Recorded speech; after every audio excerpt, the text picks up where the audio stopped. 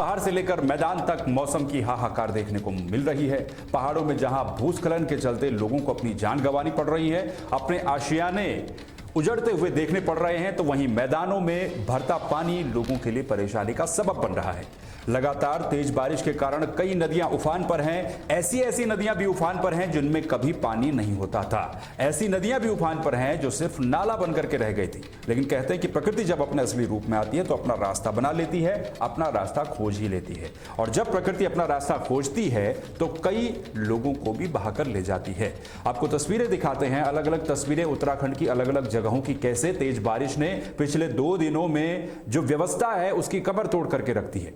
साथ ही रेस्क्यू का काम लगातार हर जगह पर चल रहा है। लेकिन बड़ा सवाल यह कि इस तरह के घटनाक्रम उत्तराखंड में तेजी के साथ क्यों बढ़ते जा रहे हैं? क्यों उत्तराखंड प्राकृतिक आपदाओं का मुख्य एक स्थान बनता जा रहा है? ये 3 तस्वीरें आप देखिए, पहाड़ से लेकर मैदान तक सैलाब ही सैलाब। जहां देहरादून की तस्वीरें आप देख रहे हैं, हरिद्वार की तस्वीरें आप देख रहे हैं, और देहरादून का ही एक हिस्सा सहस्त्रधारा की तस्वीरें देख रहे हैं, जहां पर बारिश ने तांडव किया।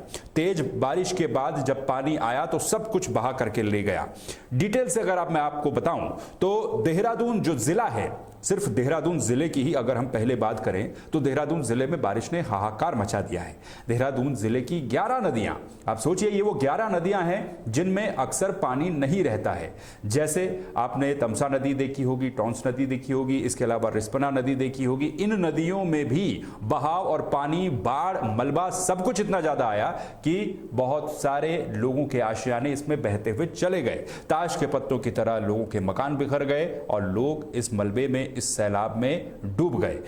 उत्तराखंड के देहरादून की अगर हम बात करें तो सिर्फ देहरादून जिले में ही 11 नदियां हैं। जैसे कि मैंने आपको बताया, ये 11 नदियां उफान पर जब आई तो जिले के अंदर इनके ऊपर बने 13 पुल क्षतिग्रस्त हो गए। इन 13 पुल में से सबसे महत्वपूर्ण देहरादून और पछवादून को जोड़ने वाला जो नंदा की चौकी का पुल है वो भी इस बारिश में बह गया।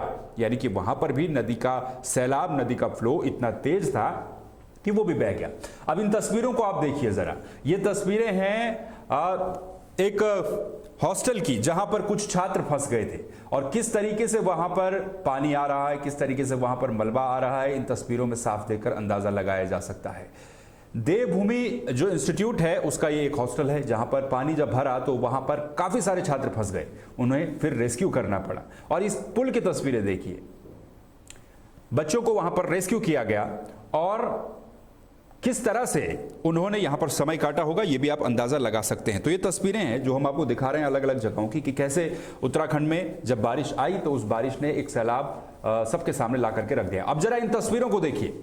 ये तस्वीरें हैं देहरादून के आईटी पार्क की। कहने को तो ये आईटी पार्क है, यहां पर बहुत सारी इंफॉर्मेशन टेक्नोलॉजी की कंपनियां होती हैं, लेकिन जो स्थितियां वहां पर बनी वो आपने देखी। अब जरा इन तस्वीरों को देखिए। ये माल देवता की तस्वीरें हैं, माल देवता की तस्वीरें भी आपने देखी। ये विकास नगर की तस्वीरें हैं जो आप इस समय देख रहे हैं। जब लोग इस सैलाब में बह गए, इस पानी में बह गए, तो उसके बाद रेस्क्यू करने के लिए राहत बचाव की टीमें हर जगह पर मौजूद रही। आईटी पार्क से लेकर के विकास नगर और हर जगह पर इसी तरह की स्थितियां देखने को मिली। तेज बारिश सबको बहा करके ले गया। अब आप जरा इन तस्वीरों को देखिए। ये हरिद्वार की तस्वीरें हैं। देखिए हरिद्वार में नदी का जलस्तर, गंगा नदी का जलस्तर कितना तेज है, क्योंकि हरिद्वार वो इलाका है जहां पर गंगा नदी ऊपर से जब बह करके आती है तो हरिद्वार में एक तरीके से वो एक प्लेन के रूप में शेप ले लेती है। लेकिन यहां जब हर जगह से पानी छोड़ा गया, ऊपर पहाड़ों पर तेज बारिश के बाद जब पानी तेज आया तो कैसे यहां पर कई घाट डूब गए। जो लेवल है वो भी आप देख सकते हैं, 293 मीटर का जो लेवल है, वार्निंग लेवल है, वहां तक पानी पहुंच गया। तो ये हरिद्वार की स्थिति है, हरिद्वार की तस्वीरें। कई वहां पर घाट डूब गए। अब जरा इन तस्वीरों को देख लीजिए। ये तस्वीरें हैं विकास नगर की, और ये शख्स तो आपने सोशल मीडिया पर कल से देखा ही होगा, जो नदी के तेज बहाव के चलते अपनी जान को बचाने के लिए खंबे पर चढ़ गया और बिजली के खंबे पर काफी देर तक रहने के बाद इसको रेस्क्यू जब एसडीआरएफ और एनडीआरएफ की टीम ने किया तो उसके बाद इसके चेहरे पर खुशी ही अलग थी। जो वहां पर लोग मौजूद थे उनके चेहरे पर खुशी ही अलग थी, क्योंकि कई सारे लोग ऐसे रहे जिनको रेस्क्यू ही नहीं किया जा सका और वो बहते हुए चले गए। इसके अलावा भी विकास नगर में जो एसडीआरएफ एनडीआरएफ की टीम है, उन्होंने एक और रेस्क्यू किया जहां पर एक ट्रैक्टर ट्रॉली में बहुत सारे मजदूर बीच नदी में फंसे हुए थे और वो ट्रैक्टर समेत नदी के साथ नदी के फ्लो में, नदी के बहाव में बहते चले गए। उसके बाद उन लोगों को भी वहां पर रेस्क्यू किया गया। देहरादून के जिलाधिकारी सविन बंसल और देहरादून के एसपी अजय सिंह, ये दोनों ही आपदाग्रस्त इलाकों में लगातार दौरा कर रहे हैं। देहरादून जिले में सहस्त्रधारा की हमने बात की, सहस्त्रधारा में किस तरह से आपदा आई, केसरवाला, थानो, भोगपुर, इन जगहों पर कैसे आपदा। ये सहस्त्रधारा की तस्वीरें हैं। सहस्त्रधारा में कई होटल, कई दुकानें, कई भवन मलबे की चपेट में आ गए। इन तस्वीरों से आप अंदाजा लगा सकते हैं कि सहस्त्रधारा में स्थितियां क्या थी। सहस्त्रधारा को ही जाने वाला ये आईटी पार्क है, यानी कि रास्ते में ही आप देखिए इस तरीके से, ये तो मुख्य शहर का हाल जब ये है तो फिर सोचिए दूरस्थ इलाके का क्या होगा। ये सहस्त्रधारा की सुबह की तस्वीरें थी, जब सबको पता चला कि सहस्त्रधारा में कुछ तो हुआ है, लेकिन हुआ क्या है वो तब पता चला जब ये तस्वीरें सामने आई। तो देहरादून जिले में 11 नदियां उफान पर रही। इन 11 नदियों ने 13 पुल जो है वो क्षतिग्रस्त कर दिए। 13 पुल क्षतिग्रस्त हो चुके हैं, जबकि देहरादून जिले के अंदर ही 62 सड़कें भी क्षतिग्रस्त हैं, बंद हैं। प्रशासन ने 13 लोगों की मौत और 3 घायलों का आंकड़ा जारी किया है। 13 लोगों के अभी भी लापता होने की पुष्टि की गई है प्रशासन की तरफ से, यानी कि 13 लोगों की जान चली गई, 13 लोग अभी भी लापता है। 11 नदियां, देहरादून जिले की 11 नदियां उफान पर हैं और इसके बाद जो स्थितियां हुई हैं वो आपने तस्वीरों में देख ही ली। टपकेश्वर की अगर हम बात करें तो यहां पर भी स्थितियां बहुत भयावह रही। तमसा नदी, जो हनुमान जी की मूर्ति है, जो ऊपर मंदिर है, वहां तक पानी का जलस्तर जो है वो जलस्तर वहां तक पहुंच गया। मजबूरन वहां पर भी बंद करना पड़ा। जहां जहां पर स्थितियां आउट ऑफ कंट्रोल होती चली गई वहां पर पुलिस ने आवाजाही बंद कर दी एक तरीके से एहतियातन, ताकि किसी भी तरह की कोई हानि न हो पाए। लेकिन कई लोग ऐसे हैं जो अपनी जान नहीं बचा पाए, इन नदियों के तेज बहाव में, नालों के तेज बहाव में बहते हुए चले गए और उसके बाद इन लोगों की जो बॉडीज हैं उनको रिकवर किया गया। अलग अलग जगहों पर जो घटनाएं हुई उससे पूरे देहरादून जिले में करीब 17 मौतों का आंकड़ा प्रशासन के द्वारा बताया गया है। इसके अलावा यह भी बताया गया है कि जो 13 मौत है, इनमें से 13 मौतों के बाद जो 3 घायल हैं ये देहरादून जिले के अंदर के हैं। और प्रशासन ने यह भी बताया है कि 3 घायल 13 लोगों के लापता होने की पुष्टि हुई है। 11 नदियां जो मैंने आपको बताया उफान पर हैं। सहस्त्रधारा में बादल फटने से काफी नुकसान हुआ, यहां पर संपत्तियां काफी ज्यादा नष्ट हो गई। कई नदियां उफान पर आई तो अपने साथ लोगों को भी बहा करके ले गई। माल देवता से ऊपर फुलेट गांव में मकान गिर गए, इसमें 8 लोग दब गए। शाम तक कुल 17 लोगों के शव अलग अलग जगहों से कल बरामद किए गए। अब नंदा की चौकी का पुल भी टूट गया कल। जो तस्वीरें इस समय आप देख रहे हैं यही वो नदी है जिसने इस पुल को भी क्षतिग्रस्त कर दिया। इसके बाद यातायात बाधित हो गया, पचवादून देहरादून का संपर्क कट गया। अलग अलग छोटे मोटे पुल बह गए। पर्यटक स्थल गुच्चू पानी में कई संपत्तियां नष्ट हो गई। माल देवता जो कि यह भी एक पर्यटक स्थल है, यहां पर भी व्यापक स्तर पर नुकसान हुआ है।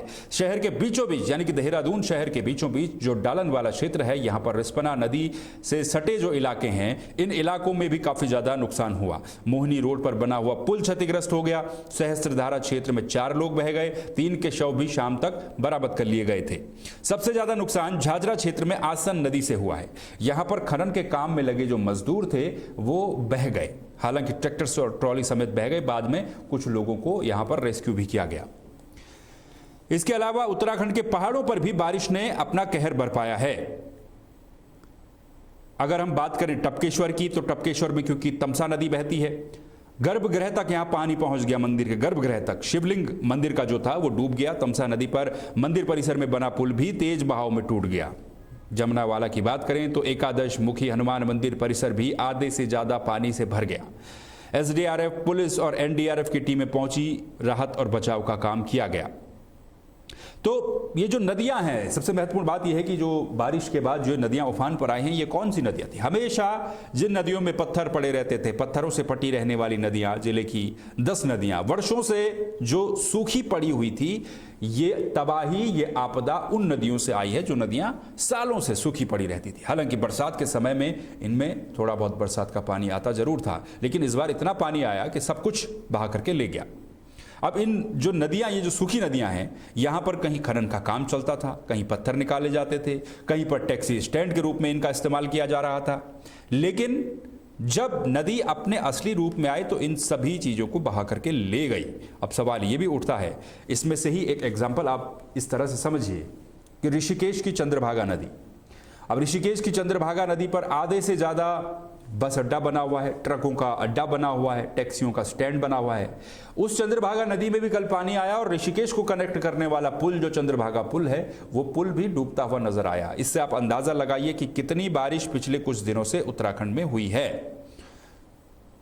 और पहले पहाड़ी क्षेत्रों में मानसून की बारिश ने तबाही मचाई, लेकिन अब जो मैदानी क्षेत्र हैं इन मैदानी क्षेत्रों में भी मानसून जाते जाते तबाही मचा गया। उत्तराखंड में जो चट्टानें हैं वो लगातार कमजोर होती जा रही हैं। इसके अलावा अगर हम अब बात करें देहरादून की, तो देहरादून में जो आपदा प्रभावित हैं उनके बयान भी धीरे धीरे सामने आ रहे हैं। उनका कहना है, सहस्त्रधारा क्षेत्र में कुछ जो प्रभावित हैं उन्होंने बताया कि करीब सुबह 4 बजे वहां बादल फटा, 4 बजे तेजी के साथ वहां बारिश होनी शुरू हुई।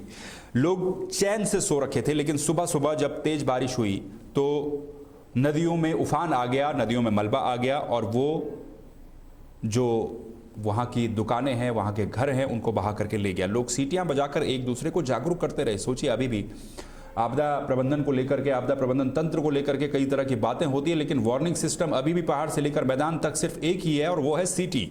सीटी बजाकर एक दूसरे को लोगों ने जगाया। जब लोग जागे, सहस्त्रधारा के 5 किलोमीटर ऊपर की ओर स्थित मजार गांव में बादल फटा तो लोगों के घर हिलने लगे। नींद खुली तो चीख पुकार मची थी। सीटियां बजाकर और टॉर्च जलाकर लोग एक दूसरे को सुरक्षित स्थानों पर ले जाने की कोशिश करते हुए नजर आए थे। ये आप बीतिया लोग बताते हैं कि किस तरह से सुबह का वो मंजर था। अब इसमें 2 परिवार ऐसे थे जो एक साथ सुरक्षित स्थान की तलाश में निकले, लेकिन लगातार हो रही बारिश और कहीं से भी अंधेरे में गिरती हुई चट्टानें इन लोगों को डरा रही थी। जैसे तैसे करके इन लोगों ने अपनी जान बचाई। वो बताते हैं कि कैसे इनके सामने ही देखते जब सैलाब आया तो उस सैलाब में कई मकान बह करके चले गए और कई दुकानें भी उस सैलाब में बहकर चली गई। तो कुछ इस तरह से देहरादून में आपदा की स्थिति रही। इसके अलावा पहाड़ों पर भी लगातार तेज बारिश के चलते कई जगहों पर नुकसान हुआ है, जिनमें रुद्रप्रयाग, टिहरी, चमोली, उत्तरकाशी, इन जगहों पर भी भारी बारिश लगातार हुई है। मौसम विभाग ने पहले ही चेतावनी जारी कर दी थी कि उत्तराखंड में आने वाले 2-3 दिनों तक भारी बारिश हो सकती है, लेकिन कहा जाता है कि 15 सितंबर के बाद मानसून हल्का पड़ जाता है। अब 15 सितंबर आते आते ही मानसून तेजी के साथ अपने असली रूप में भी आ गया। यानी कि जो ये बारिश है, ये टूट फूट वाली बारिश कई जगहों पर देखने को मिली है। साल 2013 की आपदा के बाद इस साल यानी कि साल 2025 में उत्तराखंड में बहुत बड़ी आपदा आई है, इसको नकारा नहीं जा सकता है। क्योंकि 2013 में केदारनाथ आपदा का रूप काफ़ी वृहद था, काफ़ी वाइड रूप में वो आपदा आई थी। न सिर्फ केदारनाथ में बल्कि उत्तराखंड की अलग अलग जगहों पर उसी तरह की आपदा आई थी। लेकिन 2025 के बाद, 2013 के बाद इस तरह की आपदा अब 2025 में आई है।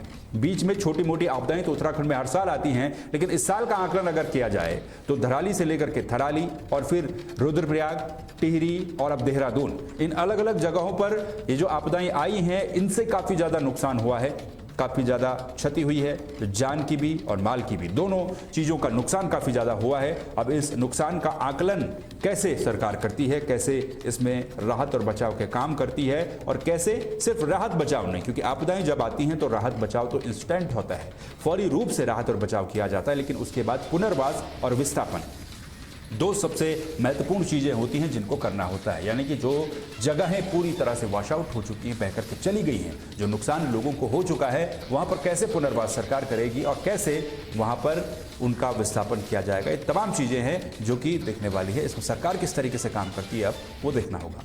फिलहाल के लिए बस इतना ही। बाकी खबरों के लिए आप बने रहिए तहलका डिजिटल के साथ। नमस्कार।